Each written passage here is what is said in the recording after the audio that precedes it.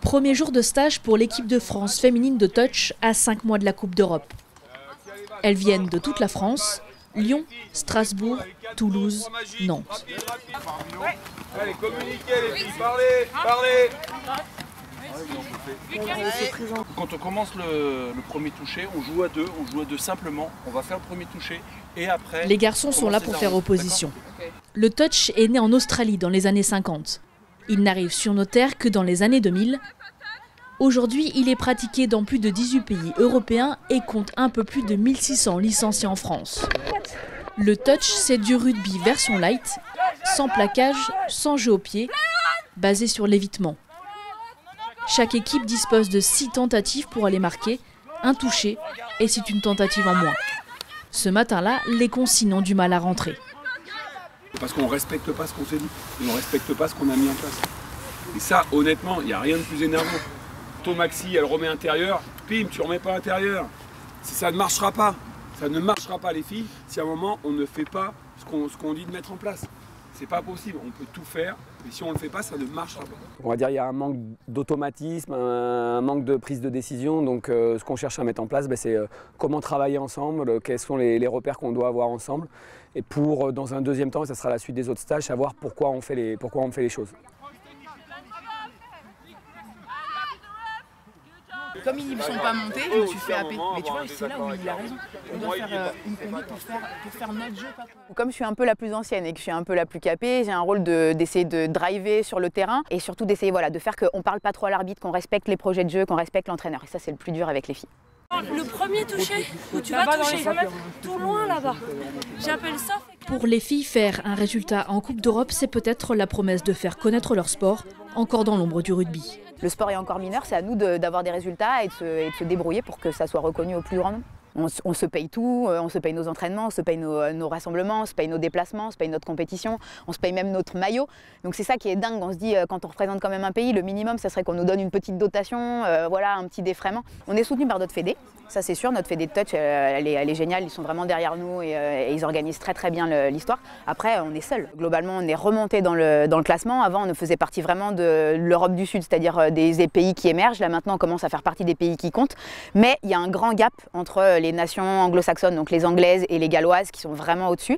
Et notre but, c'est d'accrocher ce wagon. Donc on se bat avec toutes nos armes pour essayer justement d'être le plus proche de ces filles-là et de rivaliser avec elles.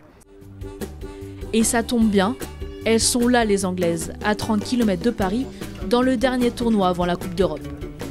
Dans ces clubs, beaucoup de joueuses internationales.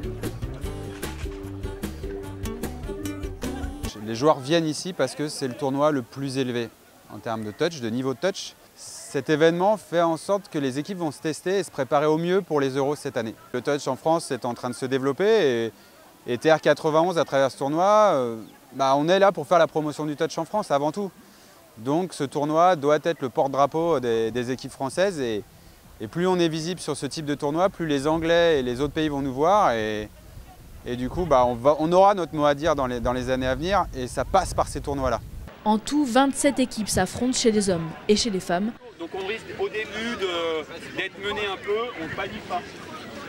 On retrouve Nadia et ses coéquipières du club d'Issy-les-Moulineaux.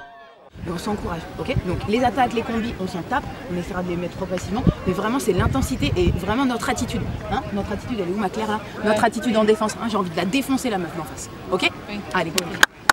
Et sous la pression, Démarrage compliqué.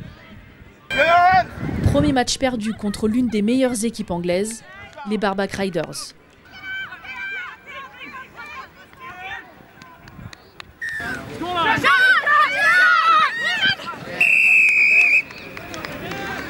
On est en pleine période de rodage, donc du coup on a besoin un peu, les automatismes on en a quelques-uns mais ils ne sont pas tous affinés.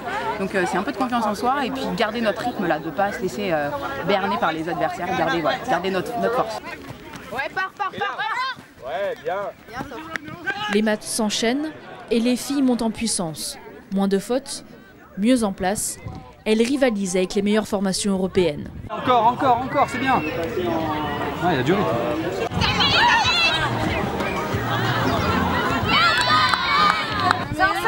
Avance Maë. Entre deux matchs avec les garçons, Marc, le joueur, redevient Marc, le coach des filles. c'est ton choix et tout, mais on a vachement plus. Les filles, c'est très bien, c'est très bien. Écoutez-moi, essayez là, sur les tic-tac, on les a joué tout texté, d'en faire une tic-tac nouvelle, si vous la sentez, d'accord? Marie, t'as entendu? Non. Essayez si on annonce une tic-tac de la jouer en nouvelle, ils anticipent sur les extérieurs. Une défaite, un match nul et 3 victoires, les filles terminent 3e derrière 2 formations anglaises. Un podium plein d'espoir pour les internationales françaises. C'était vraiment dur parce que ce matin on n'a pas super bien commencé, on n'était pas dans un super mood et d'habitude chez nous ça nous prend toute la journée. On a maintenu le rythme physique, on a imposé notre rythme, on a réussi à gagner ce dernier match et vraiment c'est grâce à nous. Franchement, on garde cet état d'esprit. À la Coupe d'Europe là, c'est ce qu'il faut se dire, même si on perd d'un, deux, on est capable de remonter, on est capable de lutter physiquement et de les faire chier toutes les unes toutes qu'elles sont. D'accord? Donc il faut maintenant qu'on ait cette confiance là, qu'on arrête de se dire putain là ça va être compliqué pour elle. Même moi j'étais comme ça, il faut qu'on zappe. Maintenant on fait partie des meilleurs d'Europe et on va leur montrer qu'il va falloir qu'elles comptent avec nous. Mais ça il va falloir leur montrer sur le terrain là dans 2 mois. Ouais, super les filles. Three cheers for CSSC! Hip hip! Hey! Hip hip! Hey!